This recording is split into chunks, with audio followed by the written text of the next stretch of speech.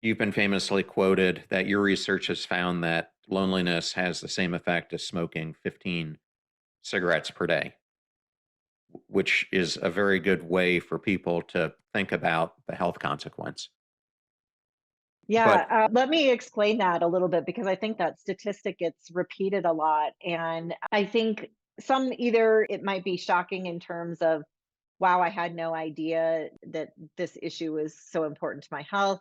And others might be very skeptical, like, yeah, where did that come from?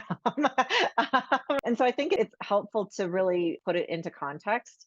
So let me explain that benchmark comparison with smoking 15 cigarettes per day came initially from my meta-analysis that was published in 2010, where we looked at across measures of social connection and risk for premature mortality. We found that those who are more socially connected had a 50% increase odds of survival.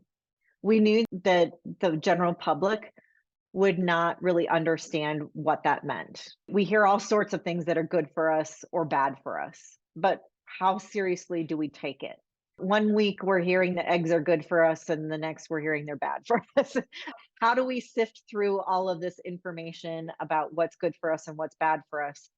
And so we started to find other large synthesis of evidence on other factors that we take very seriously for our health, like smoking, like alcohol consumption, like exercise, like getting a vaccine. We had a whole list of factors.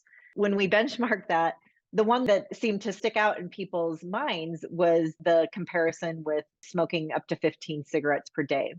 I should clarify, though, that comparison is averaged across these indicators of social connection. So, lacking social connection, what we found was that is comparable, that risk is comparable to smoking up to 15 cigarettes per day.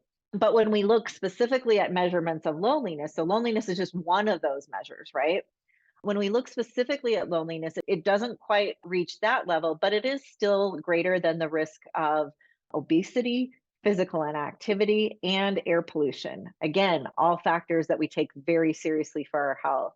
And so the bottom line is that these are really critically important for us, and it's not to in any way diminish these other factors. Of course, we still need to take smoking very seriously. But what it suggests is that we need to be taking our relationships far more seriously for our health, as well as in public health, because these other factors have received far more attention and resources. And we need to have just as much effort when it comes to our social lives as well.